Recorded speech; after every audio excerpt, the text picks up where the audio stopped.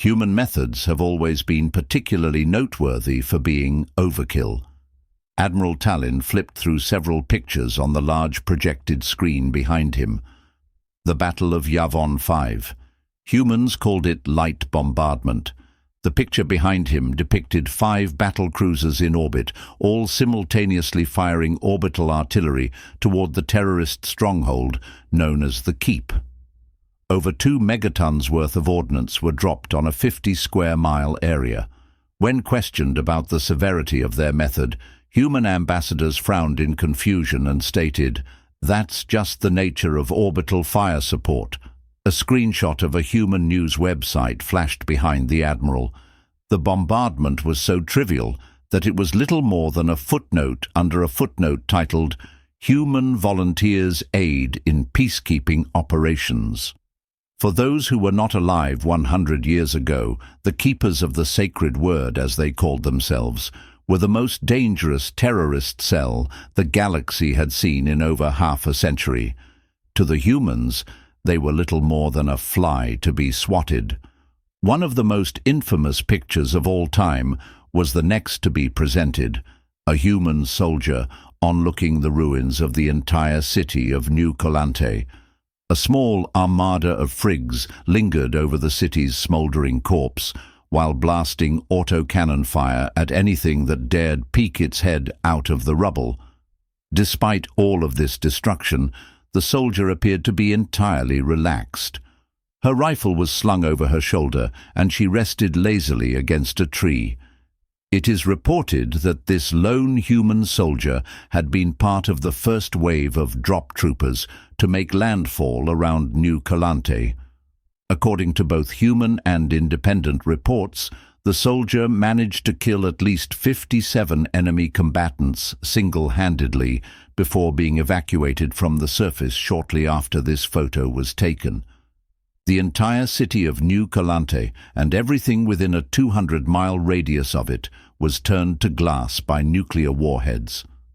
A picture of a human lawyer in court appeared on the screen. The Galactic Council tried to try the humans for war crimes. The human lawyer pointed out 2 things that were enough to get the trial dismissed immediately. 1. The Galactic Council themselves called upon humanity to deal with the colon issue. And second, several deadly viruses were released from the New Colante Biological Research Facility in an attempt to drive off human forces. The lawyer put it best, arguing that humanity was faced with the prospect of losing a city or losing an entire planet. "We chose to destroy the city before it could destroy itself." Admiral Tallon took a long drink of water before continuing. "I'd like to remind all of you that humans glassed New Colante as a concession. Humans originally claimed that they planned on glassing the entire continent and quarantining every system in a 15-light-year radius to prevent the spread of whatever diseases the colon had cooked up. Not even that plan was considered overkill to human command." It was at this moment the crowd began to rustle. One young officer even raised her hand to interject. After a quick nod of appreciation from Admiral Tallon, the officer began, "If 15-light-year quarantine wasn't considered overkill..." The officer audibly gulped and faltered slightly. What was? Admiral Tallon let out a chuckle as he changed the slide behind him. "If only we knew." Once more the room fell into disarrayed whispers of disbelief. The Admiral looked around the room while still chuckling. Quarantine of 100 light-years was proposed as an extreme but reasonable course of action. Instead of mutterings, the room fell into a stunned silence. Sensing that he'd recaptured their attention fully, the Admiral continued, "This exchange served as a warning to the galaxy at large that humanity would see taking ludicrous courses of action as perfectly sane and reasonable.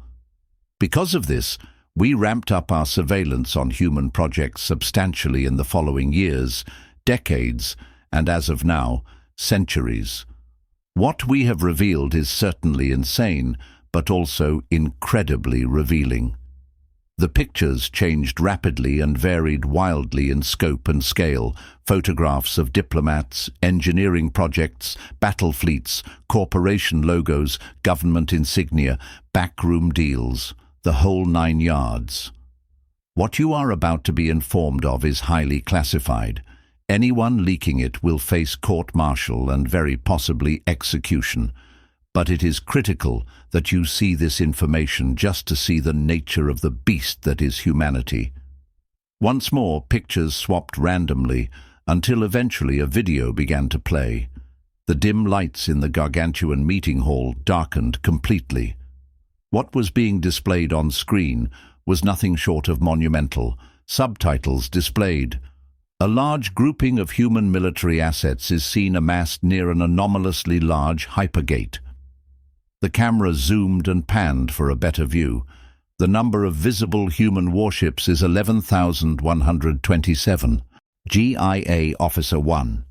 You ever see a battle group that large? GIA Officer 2. In a history book. The hypergate begins to activate. GIA Officer 1. Holy, you seeing that? The star the hypergate orbits begins to darken as its energy is drained. The camera begins to zoom into the center of the hypergate. GIA Officer 2. Zoom! The camera more in on that. That can't be right. GIA Officer 1. I've already run the diagnostic twice. What we're seeing is real. The gate is connected to a galaxy. Analysis confirms it is not the Great Band Galaxy. GIA Officer 2. Get Overlord on the line now. The situation's changed. End of video. Admiral Talon didn't delay in elaborating. Humanity has always been alien in action, belief and capability, but now it is known that they are truly alien in origin. Further intelligence gathering reveals that humanity is an intergalactic force of nature. They exert total control over at least 27 galaxies. They are present in at least 1,722 galaxies in some form. Some estimates place them at over 10,000 galaxies under their influence. Picture after picture of galaxy megastructures, superfleet megacorporations, politicians and scientists flashed on the screen. There was so much information that several officers in the crowd were growing lightheaded.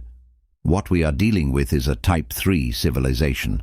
Hundredfold to them, 1,000,000 stars is little more than a drop in the bucket.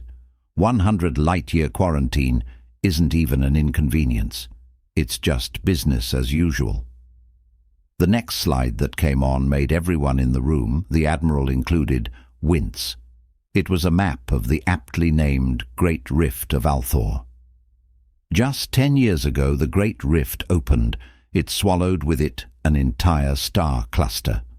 It took the combined effort of 157 species, humans included, to stop the lethal radiation from sweeping across an entire grouping of 15,000 stars. The next slide sent the room into a state of pure uproar. Admiral Talon had to wait an entire minute before his calls to order were even registered by his officer. Panicked minds silenced. The room fell into quiet terror at the sight before them. You are looking at what the humans consider overkill. This is the last picture received from all Althor itself before the rift consumed it, a hypergate channel from human space to Althor. The officers lost all professionalism and began to roar in outrage at once. Why would the humans do this? We considered them allies. We're doomed. God help us all. How could it be possible? The uproar was quenched instantaneously upon the arrival of the next image. A horribly disfigured being, obviously screaming in unimaginable pain, was plastered on the projected screen. Within the Althor sector was a plague. All it took was one carrier of the disease to decimate an entire planet. The Council monitored the situation for months. In the span of the last 10 days preceding the rift's opening, 273 planets went entirely dark. The humans saw the problem, and even they feared it. We begged them for help, and that was their response.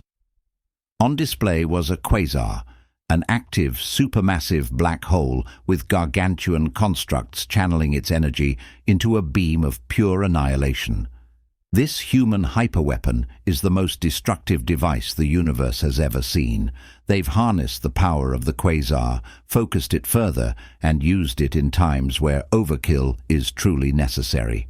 More pictures and information of the disease appeared on screen. Humans call it the Scourge, a disease they've unfortunately encountered in galaxies other than our own on several occasions. I say with great certainty that it is the only thing I've ever known to make a human admiral queasy with 100% certainty. Admiral Talon surveyed the room for a good long while before concluding his brief. I'm sure you are all now wondering what to do with this information. Unfortunately, I can only say that this information is purely useless to all of us.